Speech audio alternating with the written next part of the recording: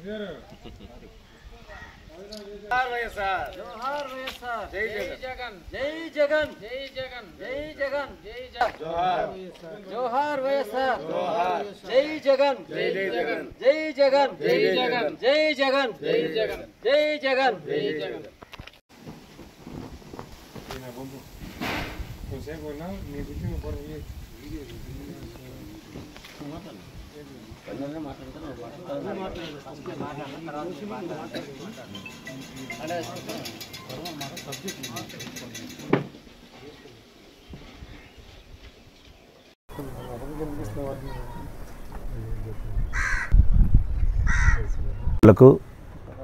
ఇక్కడికి వచ్చిన మా నరసింహరావు 6వ ward member Shanampudi SC cell మాది సింగరాయకొండ మండలం మాజీ ఎస్సీ సెల్ అధ్యక్షుడు. ముందుగా మీడియా మిత్రులందరికీ నా ధన్యవాదాలు. మా విన్నపాన్ని ఆహ్వానించి మీరు వచ్చినందుకు మా వీడియో కవరేజ్ని వచ్చినందుకు ధన్యవాదాలు తెలుపుతున్నాము. మేము గతంలో 30 సంవత్సరాల నుండి రాజకీయాల్లో ఉన్నాము. మొదట కాంగ్రెస్లో 20 సంవత్సరాలు పనిచేసాము. ఆ తర్వాత 20 సంవత్సరాలకు జగన్మోహన్ రెడ్డి గారు స్థాపించినటువంటి వైఎస్ఆర్ పార్టీలో చేరి ఆ రోజు నుండి ఈ రోజు వరకు పార్టీలో కష్టించి పనిచేస్తూ మేము ఎవరైతే ఉన్నారో ఆదిపగ మాలకొండయ్య కావచ్చు, మాదాల శివ కావచ్చు, మాదాల నారాయణ, అడకా శ్రీరాములు మేమందరం కూడా పార్టీకి కష్టపడి ఎంతో శ్రమించి వైఎస్ రాజశేఖరరెడ్డి వర్ధంతులు కానివ్వండి ప్రతి ఒక్కటి కూడా పార్టీ ప్రోగ్రాం తప్పకుండా తప్పకుండా చేసుకుంటూ ఈ ఊర్లో ఉన్నటువంటి కార్యకర్తల మొత్తాన్ని కూడా ఏకం చేస్తూ కులాలకు అతీతంగా కూడా ప్రతి ఒక్కరితో ఇంటికి వెళ్ళి ప్రతి ఒక్కరు కూర్చొని ఒప్పించి పార్టీని బలోపేతం జరిగింది. ఈ పార్టీ బలోపేతం జరిగిన సందర్భంలో మేము ఇప్పుడైతే 2 గ్రూపులో వైఎస్ఆర్ కాంగ్రెస్ ఉన్నటువంటి గ్రూపులు ఉన్నప్పుడు సర్పంచ్గా పోటీ చేసినటువంటి ఆదిపోగి మాలకొండయ్య గారి అమ్మగారు పోటీకి నిలబడ్డప్పుడు మేము కూడా పోటీ చేసి కులాలకు అతీతంగా కావచ్చు ఏదైనా కావచ్చు అతను మేము సపోర్ట్ చేయడం జరిగింది. అదేవిధంగా మరుసటి టైంలో బల్లిగోర బ్రహ్మయ్య అనే వ్యక్తి సర్పంచ్గా పోటీ చేసి ఆ పోటీ చేసినప్పుడు అప్పుడు మాదాల శంకరయ్య అనే వ్యక్తి ఇక్కడ కోవర్టుగా టీడీపీకి చేతులు కలిపి ఓడించడం జరిగింది. ఆ క్రమంలో మళ్ళా రెండోసారి వైఎస్ఆర్ కాంగ్రెస్ పార్టీ గెలిచిన తర్వాత మాదిపోగు మాలకొండయ్య భార్య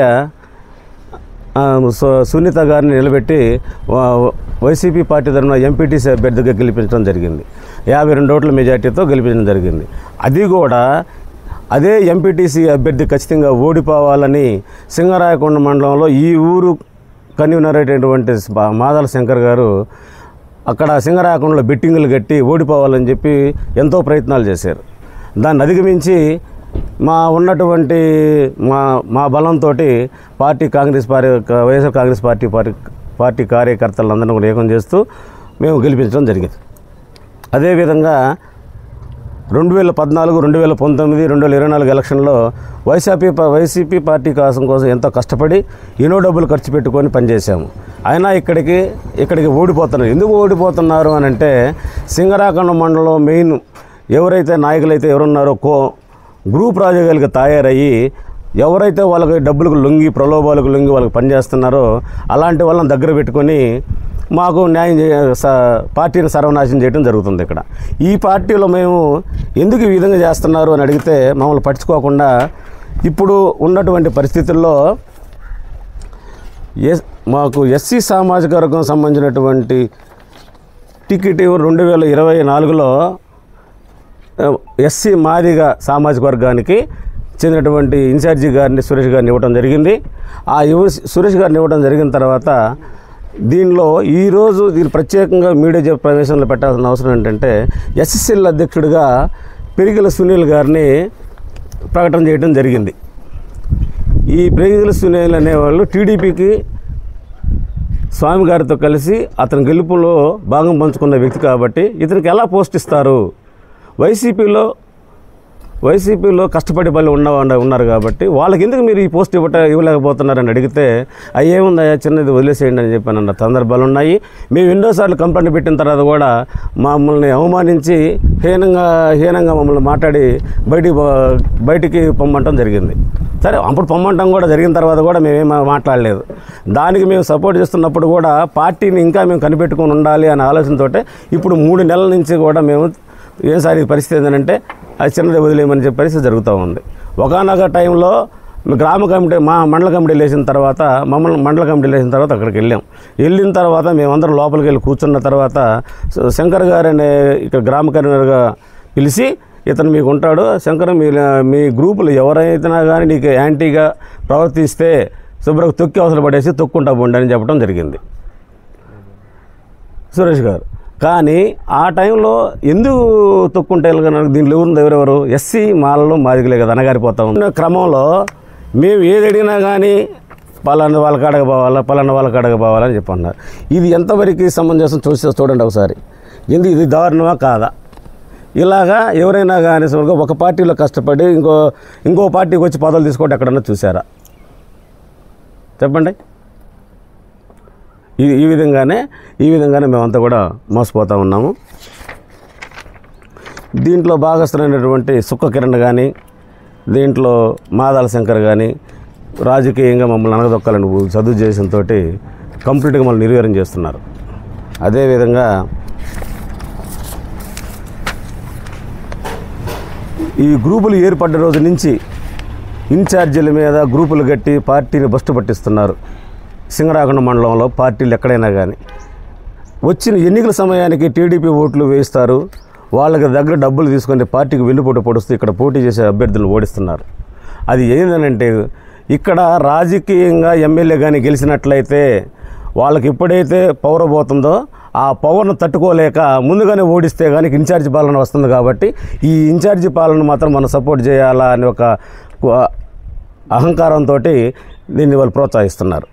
కానీ మేము పార్టీ విధేయులుగా ఉంటూ మేము అది సహించలేక ఈరోజు వరకు ప్రెస్ పెట్టడం జరిగింది. జగనన్న ప్లాట్లో సుమారు 40 లక్షల మేర దోసుకున్నారు. ఈ కన్వీనర్ అనే వ్యక్తి కూడా, ఇక్కడ మా శంకర్ అనే వ్యక్తి కూడా 40 లక్షల తీసుకున్న వ్యక్తి కూడా ఏ పార్టీకి కూడా ఎక్కడ కూడా ₹1 ఇవ్వలేదు. దీంట్లో ఒక 10 లక్షలు షేర్ చేసుకున్న వ్యక్తులు ఉన్నారు దీంట్లో మండల స్థాయిలో. అది మేము పేరు కూడా చెప్పొద్దంట కాబట్టి మేము చెప్పం. 2024లో వచ్చిన ఆదిమూల సురేష్ గారికి నియోజకవర్గం ఇప్పటికి కూడా మొన్న ఓడించినటువంటి వాళ్ళలో కూడా వీళ్ళు కీలకంగా పనిచేస్తున్నారు ఈ గ్రూప్ రాజకీయాల్లో. ఈ గ్రూప్ రాజకీయాల్లో వీళ్ళు చేస్తున్నారు కాబట్టి దీంట్లో టీడీపీలో శానంపూడిలో వచ్చినటువంటి 2024లో కన్వీనరు 700 మెజార్టీ పైసలకు టీడీపీకి వెళ్ళడం జరిగింది. అది ఎవరి లోపం? ఒక కన్వీనర్ అనేది సక్రమంగా లేకపోవటం వల్లే జరిగింది. అదేవిధంగా 237 బూత్లో నేను వైఎస్ఆర్ బూత్ లెవెల్ ఏజెంట్గా పనిచేసినప్పుడు 150 ఓట్లు సురేష్ గారికి మెజార్టీ తీసుకురావడం జరిగింది. ఈ 150 ఓట్ల మెజార్టీ చేయడం జరిగిన తర్వాత 235, 36, 38 బూతుల్లో అన్నీ కూడా టీడీపీ మెజార్టీ రావడం జరిగింది. ఎందుకు జరిగింది అని అంటే వీళ్ళు టీడీపీకి ఓటుగా పనిచేశారు ఇక్కడే ఒక కన్వీనర్ స్థాయిలో ఉండి. దాన్ని మేము కూడా అప్పుడు చూసాము, అధిష్టానం దృష్టికి తీసుకెళ్ళాము. అయినా కానీ వాళ్ళు ఇవన్నీ పట్టించుకోవాలనే పరిస్థితిలో లేరు.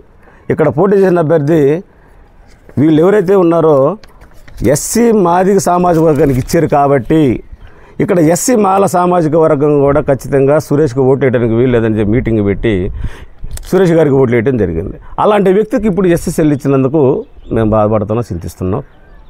ఎందుకంటే పార్టీ కష్టపడ్డ వాళ్ళం కనుక. అదేవిధంగా ఇక్కడ పోటీ చేసి ఎస్సీ మాదిగ సామాజికానికి చెందిన వ్యక్తి అలాంటి వాళ్ళను మన మాలలు ఓట్లు వేస్తారా అని చెప్పి వీళ్ళు వ్యతిరేకంగా టీడీపీ వాళ్ళకు వచ్చి సుక్క కిరణ్ అనే వ్యక్తిని టీడీపీ వర్గ ఎస్ఎస్ఎల్ కన్వీనర్ పదవి ఇప్పించి తన వెంట తిప్పుకుంటున్నాడు. అదేవిధంగా సాక్షాత్తు ఈ నియోజకవర్గం ఎమ్మెల్యే మన మంత్రి గారైన సన్నిహితుడు టీడీపీకి వ్యక్తిగా చేసిన పెరికల సునీల్ గారిని కన్వీనర్ పదవి మండల స్థాయిలో ఇప్పించడం జరిగింది. టీడీ సభ్యత్వం ఉన్న వ్యక్తిని సింగరాకొండ మండలం వైసీపీ ట్రేడ్ యూనియన్గా ఇవ్వడం జరిగింది. ఎక్కడంటే కలికివాయిలో. ఎంతవరకు సమంజసమని మనం అడుగుతున్నాం. ఈ విధంగా ఇచ్చుకుంటా పోతే పార్టీ కష్టపడ్డ వాళ్ళల్లో మేము ఏ స్థాయిలో ఉన్నట్టు మమ్మల్ని ఎందుకు గుర్తించడం లేదు? అదేమని అడిగితే మీరు టీడీపీ కోవర్ట్లు అంటే మా మీద ముద్రేసి పక్కకు చెబుతున్నారు. టీడీపీ కోవర్ట్లు అయితే మాకు మండల పదవి ఎందుకు ఇచ్చారు? టీడీపీ పదవి అయితే వైసీపీ తరఫునకి మాజీ కన్వీనర్ అయినటువంటి నారాయణకి ఎందుకు కన్వీనర్ ఇచ్చారు? అడగా శ్రీరాములు అనే వ్యక్తికి సచివాలయం కన్వీనర్ ఎందుకు ఇచ్చారు? కొండయ్య గారికి బోర్డు మెంబర్గా ఎందుకు ఇచ్చారు? దేవస్థానం మెంబర్గా. ఇలాగ మేము టీడీపీ కోవర్ట్లను చెప్పుకోవడానికి సిగ్గున్నా ఉండాలి కొంచెమన్నా అని మేము భావిస్తున్నాము. అతనికి కూడా అది ఎంతవరకు సమంజసమో అతను ఆలోచించుకోవాలని అతను విజ్ఞతగా వదిలేస్తున్నాం. అదేవిధంగా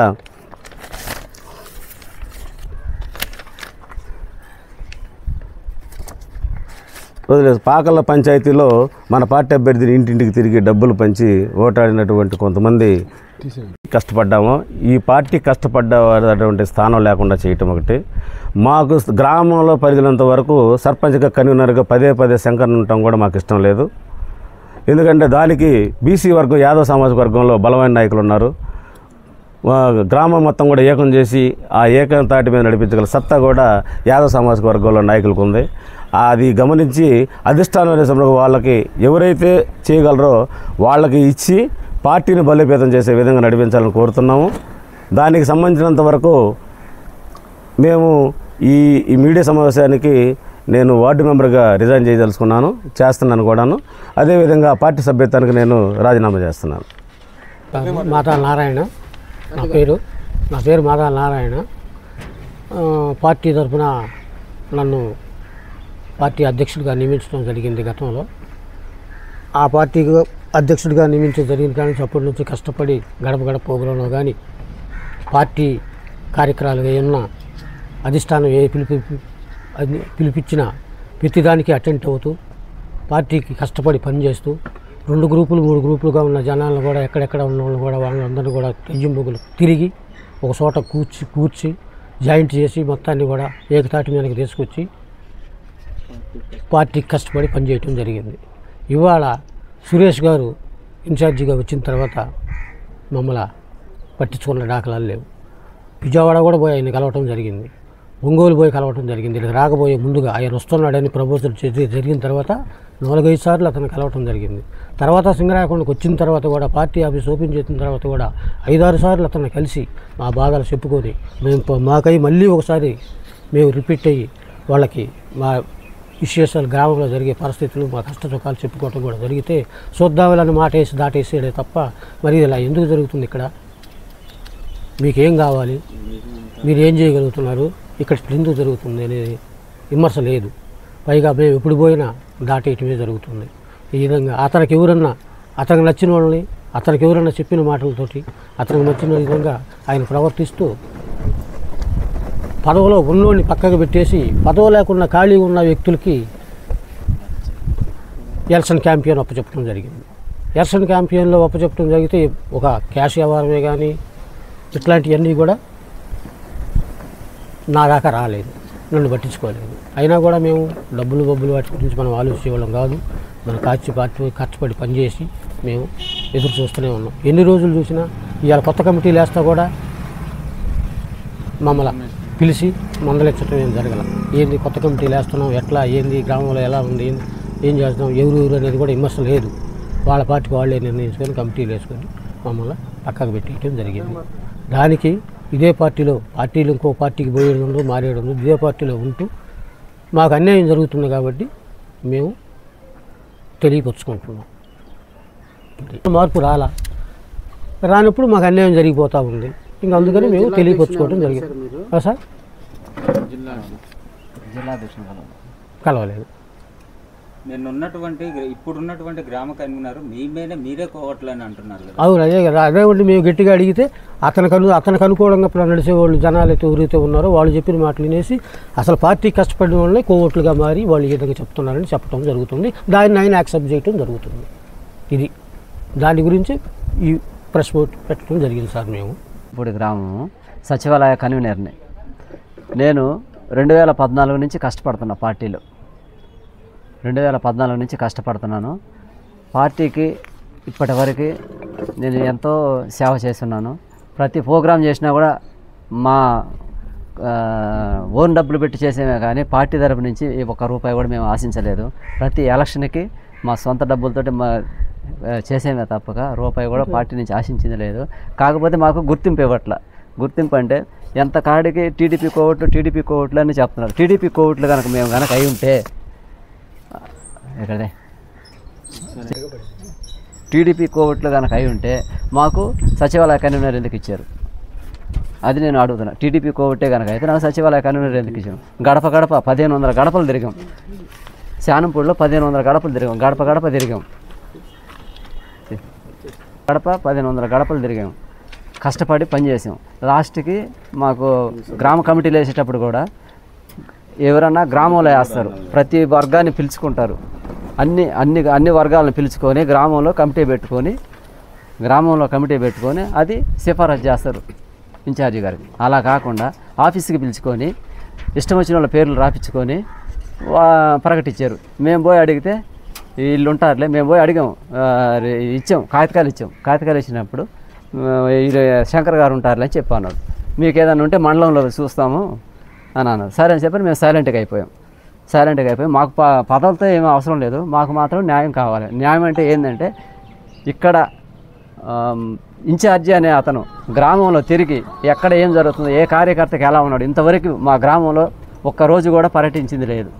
ఇవి వచ్చిన కాడి నుంచి గ్రామంలో పర్యటిస్తే అతనికి తెలుస్తుంది, నిజాలు తెలుస్తుంది, ఎవరు కోవట్లు ఎవరు ఏం చేస్తున్నారు అనేది నిజాలు తెలుస్తుంది.